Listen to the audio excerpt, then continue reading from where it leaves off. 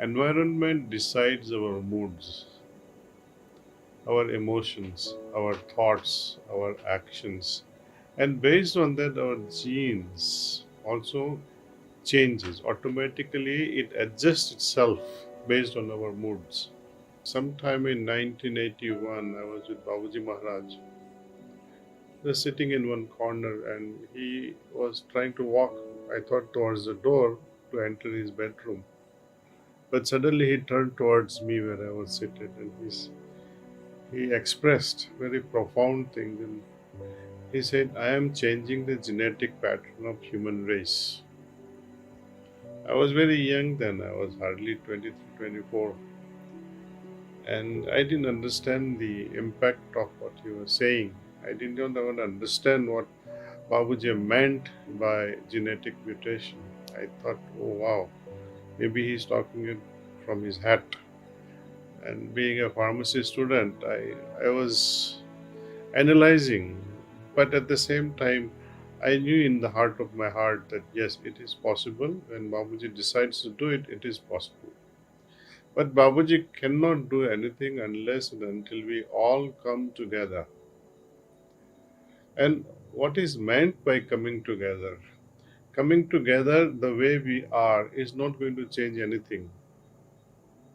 Coming together of like minded people with evolved consciousness is meaningful. And our consciousness can change only when we practice diligently, the way it is prescribed. Unless and until each one of us carry that signature consciousness, egregore cannot be reached. And unless a certain population within the community come together and reach this climax of consciousness, till then it's not going to happen. See?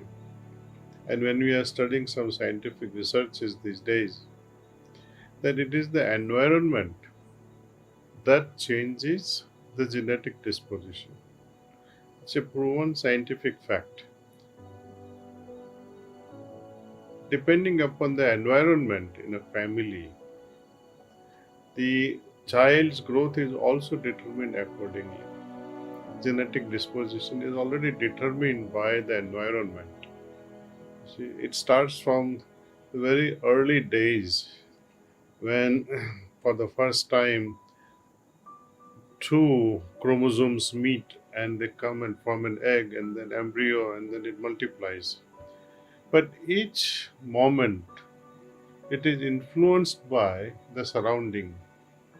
If mother is surrounded by a violent atmosphere versus mother is surrounded by peaceful, holier atmosphere, then the disposition of the growing embryo will be different.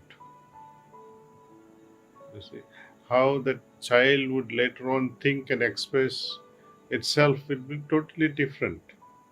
And it is all determined by that environment. The way we conduct ourselves in a family, that brings in and cultivates the future of our family. And it continues like that. See.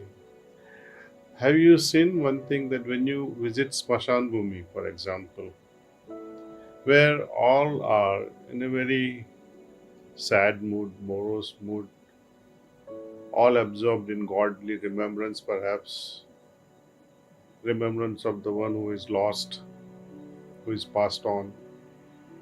And this atmosphere impacts us equally. Some and no one can escape this sadness.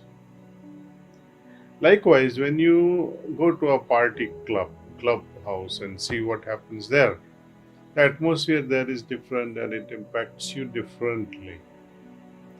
Similar thing happens in a hospital. For example, when your loved one is in a hospital and you go, what happens to you then? So it all depends on the environment. Environment decides our moods, our emotions, our thoughts, our actions, and based on that, our genes also changes. Automatically, it adjusts itself based on our moods.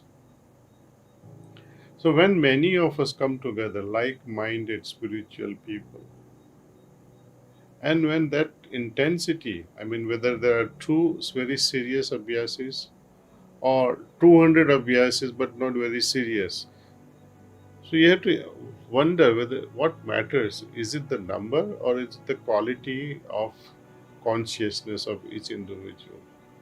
So Babuji says it's all about consciousness which is so refined, but not just by one person, but multitude of it.